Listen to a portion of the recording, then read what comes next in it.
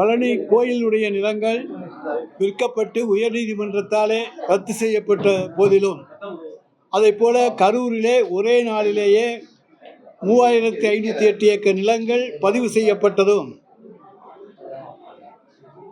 லஞ்சம் வாங்காத உத்தமர் CM Vijay sir அவருடைய ஆட்சியினுடைய 8.25 லட்சத்துக்கு இது ஒரு எடுத்துக்காட்டு. ஏனென்று சொன்னோமேயானால், ஒரு ஆட்சியினுடைய பங்களிப்பு இல்லாமல் இந்த தவறுகள் நடந்திருக்க வாய்ப்பே கிடையாது. பழனியை பொறுத்த வரைக்கும் அங்கே துணை ஆணையராக இருக்கக்கூடியவர் நிலம் பதிவு செய்யக்கூடாது என்பதை தொடர்ந்து அழுத்தம் கொடுத்து தடுத்து கொண்டே இருக்கிறார். அதே நேரத்தில் அங்கே அந்த பத்திரப்பதிவினுடைய சார்பதிவாளரும் மறுத்து கொண்டிருக்கிறார். இருவரும் மறுத்த நிலையிலே அங்கே அவரை விடுமுறையிலே செல்ல சொல்லிவிட்டு அடுத்த நாளிலே அங்கே இருக்கக்கூடிய அந்த துணை ஆணையருக்கு உயர் பதவி கொடுத்து, இணை ஆணையர் பதவி கொடுத்து, அந்த பதவியிலே உடனடியாக சேர சொல்லி அதற்கான பணிகளை பார்க்க சொல்லிவிட்டு 2 தடுப்பாளர்களையும் தடுத்து விட்டு இந்த பத்திரப்பதிவு மோசடி நடந்திருக்கிறது என்று சொன்னால், இதற்கு விஜய் அரசு உடந்தையா இல்லையா? யாராவது லஞ்சம் கேட்டால் விஜய்கிட்ட வந்து சொல்லுங்கன்னு சொல்கிறார். முதலமைச்சர் விஜயிடம் சொல்லுங்கள் இந்த ஆட்சியில் லஞ்சம் என்று சொன்னார். ஏன்னா எந்த முதலமைச்சரும் சொன்னதில்லை, இவர் தான் சொல்லிகிட்டு இருக்கார். அப்படின்னா அவர்கிட்ட வந்து லஞ்சம் கொடுக்க சொல்கிறாராங்கிறதும் தெரியல. இது 2க்கும் யார் அடிப்படை காரணம்? சிபிசிஐடி விசாரணை வச்சுருக்காங்க பழனிக்கு, அது தெரியும். கரூரை பொறுத்த வரைக்கும் எம்ஆர் விஜயபாஸ்கர் அவர் தாவேகா கட்சியிலே இணைகிறார். அவருடைய நிபந்தனையை எங்களுக்கு கிடைத்த தகவலின்படி, அதாவது அவருடைய பினாமிகளுக்கு சொந்தமாக 200 ஏக்கர் நிலத்துக்கு மேலே அங்கே இருக்குது. எல்லாமே விலை உயர்ந்த நிலங்கள். எனவே அவருக்கு உதவி செய்ய வேண்டும் என்கின்ற எண்ணத்திலே ஒரே நாளிலே இந்து சமய அறநிலையத்துறையினுடைய அனுமதியை பெறாமல் அந்த நிலங்கள் எல்லாமே அதில் வந்து கோவிலுக்கு சொந்தமான நிலங்கள், அந்த நிலத்தினுடைய பட்டியலை இந்த கோயிலுக்கு சொந்தமில்லை என்று யாராவது வெளியிட இன்றைக்கு உத்தமர் விஜயனுடைய அதாவது லட்சியவான் தூய சக்தி அந்த மிஸ்டர் விஜய் அவருடைய அரசு வெளியிட தயாரா? ஏன்னா அங்கே இருக்கக்கூடிய அந்த நிலங்கள் பல்வேறு கோயில்களுக்கு சொந்தமானவை என்பதும் அங்கே இருக்கக்கூடிய பதிவுகளிலிருந்து தெரியும். பத்தாவதுக்கு இந்த ரயத்துவாரி பட்டாவிலே பல்வேறு பிரச்சனைகள். எனவே தான் அங்கே அந்த நிலங்கள் விற்கப்படக்கூடாது. கோவிலுக்கு வேறு தனியார் வீட்டு நிலத்தை நாங்கள் விற்கக்கூடாதுன்னு யாரும் தடுக்கல. கோயிலுக்கு சொந்தமான நிலம் என்று சொல்லி தடுத்திருக்கிற பொழுது 3500 ஏக்கர் நிலங்கள் இன்றைக்கு பறிபோகின்றன என்று சொன்னால், இது தூய ஆட்சி, தூய்மையான ஆட்சி, எல்லோருக்கும் நல்லது செய்கிற ஆட்சி, மொத்தமாக சுருட்டுகிற ஆட்சி தான் இன்றைக்கு நடந்து கொண்டிருக்கிறது என்பதற்கு இவை 1க்கு 2ஆக இன்றைக்கு உதாரணங்களை சொல்லுகிறோம். அதை போல் இன்றைக்கு எதை எடுத்துக்கொண்டாலும் நாகர்கோவிலில் பார்த்தீங்கன்னா அங்கே வந்து கிளை சிறையில் ஒருவர் குட்கா விற்கார் என்பதற்காக போலீஸாரால் கைது செய்யப்படுகிறார். அந்த அவர் இறந்தவர் சொல்லுகிற சொன்ன செய்தி 25,000 ரூபாய் உத்தமர் விஜயனுடைய ஆட்சியிலே எங்களிடம் லஞ்சம் கேட்டார்கள். ஒரு குட்கா போட்டில் விற்றேன், நீ 25,000 ரூபா கொடுன்னு தர மறுத்தேன். அதனால் பல பிரிவுகளில் என் மீது வழக்கு போட்டார்கள். அதன் பிறகு என்னை வந்து அழைத்து உதைத்தார்கள் என்பதெல்லாம் இன்றைக்கு வெளிவந்திருக்கிற செய்திகள். ஆனால் அங்கே குற்றம் சாட்டப்பட்ட யார் யாரெல்லாம் அடித்தாங்கன்னு சொல்கிறாங்களோ அவங்களை காப்பாற்றுவதற்கும் அமைச்சர் ஒருவர் அதில் முயற்சி செய்தார் என்கிற செய்தி ஒரு பத்திரிகையில் வந்திருக்கிறது. எனவே இதுதான் நேர்மையான ஆட்சி. ஆனால் இன்றைக்கி தமிழ்நாட்டு மக்களுக்கு குடிக்க தண்ணீர் இல்லை. நாங்கள் வந்து விவசாயிகளுக்கு நிவாரணம் தர்றோம், விவசாய பொருட்கள் தர்றோம்னு சொல்லிட்டு 318 கோடி ரூபாய் ஒதுக்கி இருக்கிறோம்னு சொன்னாங்க. அதுக்கு எதுவுமே வாங்க முடியாது. காவேரியிலேருந்து தண்ணி வந்தால் தான் டெல்டா விவசாயம் செய்ய முடியும். எனவே இந்த ஆட்சியிலே இன்றைக்கு நடப்பது எல்லாமே மக்களுக்கு எதிரான செயல்கள் தான் இன்றைக்கு நடந்து கொண்டு இருக்கின்றன. எங்கே போனாலும் தாவேகாக்காரன் குட்கா வைக்கிறான். இங்கே திருமயம் பகுதியை பொறுத்த வரைக்கும் பார்த்தா தாவேகாவில் இருக்கக்கூடிய பலர் மணல் கடத்துகிறார்கள். நீங்கள் எங்கே வேணாலும் போய் பார்க்கலாம். பரளி இருக்குது, பக்கத்தில் இருக்க எல்லா ஊர்லேயும் போய் பார்க்கலாம். எந்த ஊர் இன்னொன்று குளத்துப்பட்டியா, அது மற்ற ஊர்களெல்லாம் போய் பார்க்கலாம். அந்த ஊர்களெல்லாம் ஆனால் அதிகாரிகள் என்ன சொல்கிறாங்க, எந்த நடவடிக்கையும் எடுக்கக்கூடாது என்று எங்களுக்கு மேலிடத்திலிருந்து வந்திருக்கிறது என்று சொல்லுகிறார்கள். அந்த மேலிடம் யார்? லஞ்சம் வாங்காத விஜய் சார் அவர்களே, அந்த மேலிடம் யார்? சிறிதர்களை ஏமாற்றி ஓட்டு வாங்கிய விஜய் சார் அவர்களே, அந்த மேலிடம் யார்? இன்றைக்கு உங்கள் ஆட்சியிலே தான் எல்லாம் நடக்குது. பெரம்பலூரில் எடுத்து போட்டிருக்காங்க. பார்த்தீங்கன்னா முந்தநாத்து தினகரன் பேப்பரில் பார்த்தீங்கன்னா ஒரு பெரிய கல்குவாரி, அது ஏலமிடப்படாத ஒரு கல்குவாரி, அதில் கிட்டத்தட்ட 20க்கும் மேற்பட்ட டிப்பர் லாரிகள் பல்வேறு படுக்கைகளிலே நின்று கல்களை ஏற்றுக்கொண்டு செல்லுகிற காட்சி அந்த பேப்பரில் வந்திருக்கு. நான் தனியாக சொல்லலை, அந்த பத்திரிகைகளிலே அந்த ஃபோட்டோ வந்திருக்கு. இப்படி பல்வேறு தவறுகள் இன்றைக்கு நடந்து கொண்டிருக்கின்றன. அமைச்சர்கள்லாம் அவங்க இஷ்டப்படி தங்களுக்கு என்ன இலாக்கா என்ன பணி அதை பற்றியே புரிஞ்சிக்காமல் அவங்கவுங்க ஒரு பாணியில் போயிட்டு இருக்காங்க. அரசு நிகழ்ச்சிகள் இன்றைக்கி பார்த்தீங்கன்னா யாருமே இல்லைன்னா தாவேக்காரங்க முன்னால் நின்று நடத்திக்கிட்டு இருக்கிறாங்க. இன்னும் சொல்ல போனோம்னா எங்கள் ஆட்சியிலெல்லாம் நாங்கள் அமைச்சர்கள் கலந்து கொள்ளுகிற நிகழ்ச்சிகளிலே எங்கள் கட்சிக்காரர்கள் கலந்து கொள்வார்கள், ஒன்றிய செயலாளர் கலந்து கொள்வார். அமைச்சர் கலந்து கொள்ளவில்லை, எம்எல்ஏ கலந்துக்கிட்டால் ஒன்றிய செயலாளர் கலந்துக்குவார். யாருமே கலந்துக்கலன்னா எங்கள் ஒன்றிய செயலாளர் யாரும் போய் கலந்து கொள்ள மாட்டாங்க. புரோட்டோக்காலை நாங்கள் கடைப்பிடித்தோம். ஆனால் இன்றைக்கி என்ன, யாருக்கு யார் உத்தரவு போடுறாங்கன்னே தெரியல. ரோட்டில் போகிறவங்க வர்றவங்களாம் அது செஞ்சால் என்ன கேட்டு செய், இதை செஞ்சால் என்ன கேட்டு செய்யின்னு சொல்கிறக்கூடிய ஒரு அவல நிலை இன்றைக்கு தமிழ்நாட்டில் ஏற்பட்டிருக்கிறது.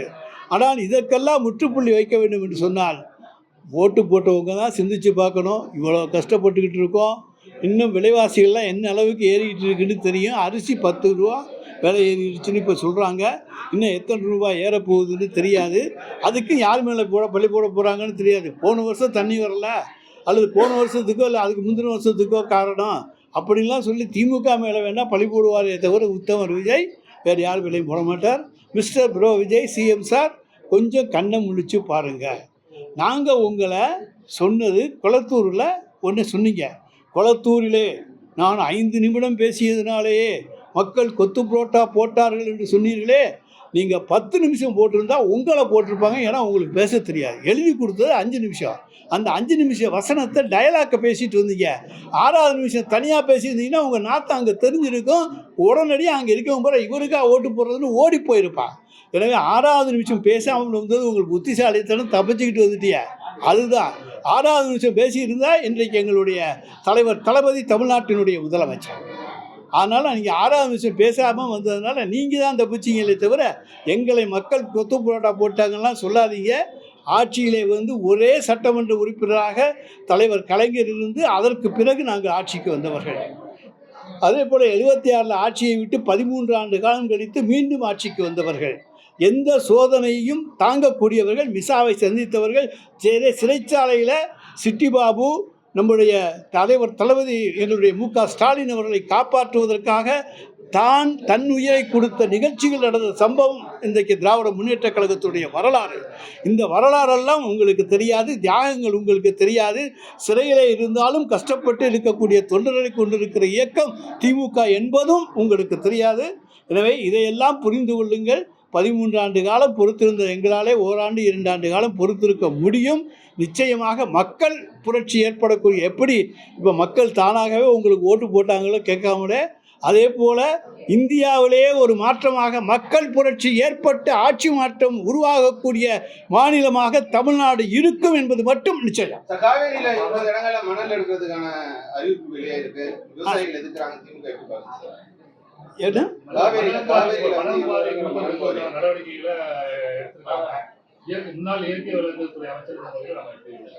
சார், நாங்கள் எங்கள் காலத்தில் கொடுக்கலாம். ஹைகோர்ட் சுற்றுச்சூழல் துறை இவங்கெல்லாம் தடுத்ததுனால அன்றைக்கு தடுத்து நிறுத்தப்பட்டது. அதை தவிர நாங்கள் ஆற்று மணல் எடுப்பது அன்றைக்கு உயர்நீதிமன்றம் தடுத்த காரணத்தால் நாங்கள் எந்த விதமானதும் அனுமதியும் கொடுக்கவில்லை. அதுதான் அன்றைய சூழல். பயணியில் 100 ஏக்கர் பரப்பளவில் இடங்கள் இல்லீகலா அக்ரிமெண்ட் போட்டு பத்திரம் பண்ணியிருக்காங்க. அது உங்க அமைச்சர் ரமேஷோட உறவினர் குற்றச்சாட்டு இருக்கு. அவர் இல்லைன்னு சார், அதாவது ஒன்றே ஒன்று, இதில் யாராவது தலையிடாமல் இந்த சம்பவம் நடக்குமா? இணை ஆணையர், துணை ஆணையர் மாற்றம் செய்யப்படுகிறார். சப் ரெஜிஸ்ட்ரார் அன்றைய துணைப்பதிவாளர் லீவு போட அச்சுறுத்தப்படுகிறார். புதுசாக தங்களுக்கு வேண்டிய ஒருவர் ஒரு நாளைக்கு மட்டும் அங்கே நியமிக்கப்படுகிறார். அப்போ இத்தனையும் ஊழல்களுக்கு எடுத்துக்காட்டு. ஊழல் மகாசக்தியாக, இன்றைக்கு ஊழல் பராசக்தியாக நம்முடைய மாண்புமிகு தமிழக முதலமைச்சர் விஜயினுடைய அரசு இருக்கிறது என்பதற்கு பழனியும் கரூரும் எடுத்துக்காட்டு. கரூரில் என்னங்க அவசரம்? 10ஆம் தேதி போகிறாரு, விஜயபாஸ்கர்லேருந்து சேர்த்துருக்கீங்க, உடனடியாக அங்கே இருக்கக்கூடிய அதிகாரிகளுக்கு சைகை கொடுத்துட்டு வந்து உடனடியாக பதிஞ்சிருக்கீங்க. எங்க 3500 ஏக்கர் கோயில் நிலத்துக்கு தாரை வாக்குறதுக்கு எந்த அரசாங்கமாவது ஒப்புத்துக்குமா? தாரை வாத்திருப்பது இன்றைக்கு உத்தவர் விஜயினுடைய ஆட்சி.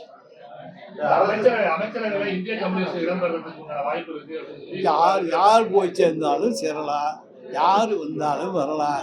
தமிழ்நாட்டில் நிரந்தர கூட்டணியும் கிடையாது, நிரந்தர எதிரிகளும் கிடையாது. ஆனால் அதே நேரத்தில் நாங்கள் அதிமுக பக்கம் போக மாட்டோம். நிரந்தர எதிரி கிடையாதுன்னு சொன்ன உடனே நீங்கள் அதை ஒன்று கேள்வி கேட்பீங்க, சொல்கிறோம். எங்களை பொறுத்தவரையும் இனி தனித்து நின்று வெல்லக்கூடிய அளவுக்கு சக்தியுடைய இயக்கமாக திமுகவை உருவாக்கி காண்பிப்போம். 59 ஆண்டுகளுக்கு பிறகு ஊழல் லஞ்சமாக முதலமைச்சரா விஜயை தேர்ந்தெடுத்திருக்காங்க மாணிக்க தாகூர் சொல்லியிருக்காரு. அந்த மாணிக்க தாகூரை பழனியையும் கரூரையும் கேளுங்க.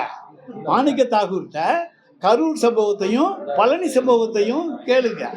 அதை போல நாகர்கோயில் கிளைச்சிறை சம்பவத்தை கேளுங்க. இப்படி பல்வேறு சம்பவங்களுமே வந்துக்கிட்டே இருக்கும். நித்தம் நித்தம் கொலைகள், நித்தம் நித்தம் கற்பழிப்புகள், நித்தம் நித்தம் போக்சோ வழக்குகள், நித்தம் நித்தம் கொள்ளைகள், இப்படி நடக்கின்ற ஒரே ஆட்சி இன்றைய ஆட்சி தான். லஞ்சம் கரூர்ல பேசின முதலமைச்சர் விஜய் என்ன சொல்றாருன்னா, லஞ்சம் கேட்டா கொடுக்காதீங்க, எங்க அண்ணனோட ஆட்சி, எங்க தம்பியோட ஆட்சி, எங்க விஜயோட ஆட்சி. அதை சொன்னதுக்கு தான் செத்து போயிட்டான் ஒருத்தன். எங்க அண்ணனோட ஆட்சியா, நான் லஞ்சம் தரமாட்டேன்னு நாகர்கோயிலில் சொன்ன ஒரு பொட்டி கடைக்காரன், அது செத்து போயிட்டான். அண்ணன் ஆட்சி தம்பி ஆட்சின்னு சொன்னதுனால செத்து தான் போனான். அவன் உயிரோட இருக்கானா?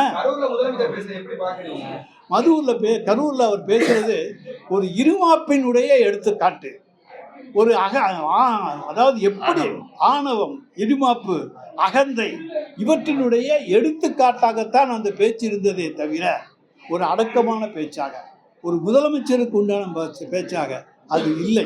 சார் நாங்கள் என்ன வேணாலும் இது பண்ணலாம். முதலமைச்சர் நட நட நட நட நட இப்படிதான் இந்த பாட்டு பாடி டான்ஸ் ஆடிக்கிட்டு இருக்க கூத்து இன்றைக்கு தமிழ்நாட்டில் தான் நடக்குது. அதை பார்த்து மற்ற மாநிலங்கள் இன்றைக்கு கிண்டல் செய்கின்றன. நம்மை பார்த்து மற்றவர்கள் கேலி செய்யக்கூடிய மாநிலமாக தமிழகத்தை உருவாக்கி இருக்கிற பெருமைக்குரிய அரசு தான் அரசு.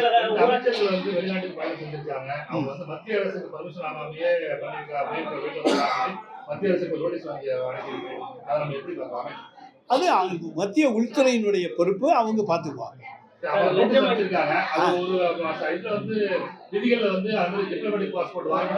அதாவது அரசு பணியின் காரணமாக ஒரு அமைச்சர் அரசு வேலை காரணமாக வேறு வெளிநாடுகளுக்கு செல்ல வேண்டியிருந்தால் ஒன்றிய உள்துறை அமைச்சகத்தினுடைய அனுமதி பெற்று டிப்ளமேட் பாஸ்போர்ட் வாங்கி போகணும். அதுதான்.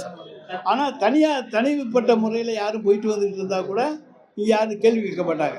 ஆனால் அங்கே அவங்க 2 பேரும் அரசு பணி நிமித்தமாக போயிருப்பதால் டிப்ளமேட் பாஸ்போர்ட் பெற்று அவர்கள் சென்றிருக்க வேண்டும். அதை யாருமே கவனிக்கல, அதிகாரிகளும் சேர்ந்து போனாங்க. அதான் இந்த ஆட்சியினுடைய கூத்து. அரசு வழக்கறிஞர் நியமிப்பதில் பல்வேறு குளறுபடிகள் தொடர்ந்து இருந்துகிட்டே இருக்கு. அதாவது 30 லட்சம் 20 லட்சம் 50 லட்சம் ஏலம் போடப்படுகிறது. நான் அமைச்சராக இருந்தேன், யார் அந்த முகத்தை கூட பார்க்கல, கையெழுத்து போட்டிருக்கேன் அத்தனை ஃபைல்லையும். ஆனால் இன்னைக்கு ஏலம் போடப்படுகிறது. அதிகமாக ஏலம் எடுக்க, ஏன்னா தாவேக்காவில் வழக்கறிஞர் இன்னைக்கு கிடையாது. அதனால் அது இப்போ புதுசாக தான் சேர்ந்துருக்காங்க. அதிக தொகைக்கு ஏலம் எடுக்கிறவன் வழக்கறிஞராக. அவனுடைய பின்னணியை பற்றிலாம் அவங்க பார்க்கலாம். முன்னாள் முதலமைச்சருக்கு கோபம் வந்தா தாவேக்கா அரசு இருக்காது, ஆனா முன்னாள் முதலமைச்சருக்கு கோபம் வரணும்னு சொல்லி முன்னாள் அமைச்சர் ராஜேந்திர பாலாஜி பேசியிருக்காரு. எங்கள் தலைவர் பொறுமையானவர்ங்கிறது அவருக்கு தெரியும், பின்பக்கத்து வழியாக வர மாட்டாருங்கிறது அவருக்கு தெரியும். அது ஏற்கனவே ஒரு பேட்டியில் தெளிவாகவே நாங்கள் சொல்லியிருக்கோம். 2016 சம்பவத்தை நான் தெளிவாகவே சொல்லியிருக்கிறேன். எல்லோரும் எவ்வளோ சொன்னோம், 108 அன்னைக்கு எங்களுக்கு. ஆனாலும் நாங்கள் அன்றைக்கி கொல்லைப்புற வழியாக வரவில்லை. அப்புறம் பை எலெக்ஷனில் சேர்த்து 112க்கு போனோம். ஆனால் கொல்லைப்புறத்தை நாங்கள் விரும்பவில்லை. நேரடியாக மக்களை சந்தித்து நாங்கள் ஆட்சிக்கு வருவோம். எனவே எங்களுடைய தலைவர் மு.க. ஸ்டாலின் அவர்கள் பொறுமை காப்பதிலே வல்லவர். அதே நேரத்தில் எதையும் மனதிலே வைத்துக்கொண்டு என்ன செய்ய வேண்டுமோ அதை கட்டாயம் செய்யும். 6 மாசம் வரையும் எதையும் விமர்சிக்க மாட்டோம்னு சொல்லி ஏற்கனவே திமுக தலைவர் சொல்லிட்டாரு. 6 மாசத்துக்கு பிறகு இந்த ஆட்சி நீடிக்கிறதுக்கான வாய்ப்பு இருக்குங்களா? ஆனா கூட்டணி தலைவர் தான் ஆட்சி அமைச்சிருக்காங்க, கூட்டணி மத்திய சபை தான் இருக்கு. அதாவது இன்றைக்கு கூட்டணி தலைவர் இன்னைக்கு ஒன்று பேசுவாங்க, நாளைக்கு ஒன்று பேசுவாங்க, ஆட்சியில் இருக்கிற போது ஒன்று பேசுவாங்க, வெளியே வர்றதுக்காக ஒன்று பேசுவாங்க, வெளியே வர்றதுக்காக ஒன்று பேசுவாங்க, வெளியே வந்த பிறகு ஒன்று பேசுவாங்க. எனவே அந்த பேச்சுக்களை எல்லாம் நாங்கள் பொருட்படுத்துறோம்.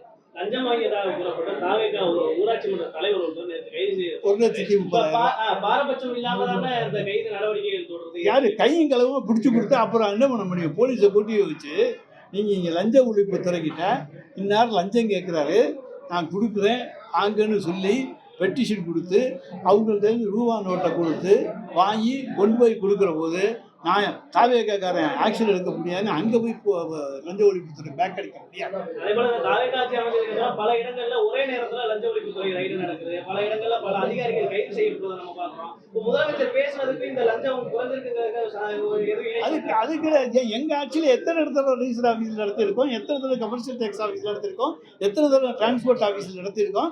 எல்லா ஆட்சியிலும் லஞ்ச ஒழிப்புத்துறை நடவடிக்கை எடுப்பது, அங்கே போய் பரிசோதனை செய்வது, ஆய்வு செய்வது இதெல்லாம் வழக்கமான ஒன்று தான்.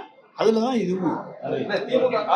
அதிமுக உள்ள முன்னாள் அமைச்சர்கள் விஜயபாஸ்கர், எம்ஆர் விஜயபாஸ்கர் எல்லாம் போய் தாவேக்கால சேர்ந்துருக்காங்க. அதை எப்படி பாக்குறீங்க? நான் தான் ஏற்கனவே சொல்லிட்டேன் ஒருக்கா, திருப்பி சொல்லி அவங்க கோபத்தை கலராதீங்க.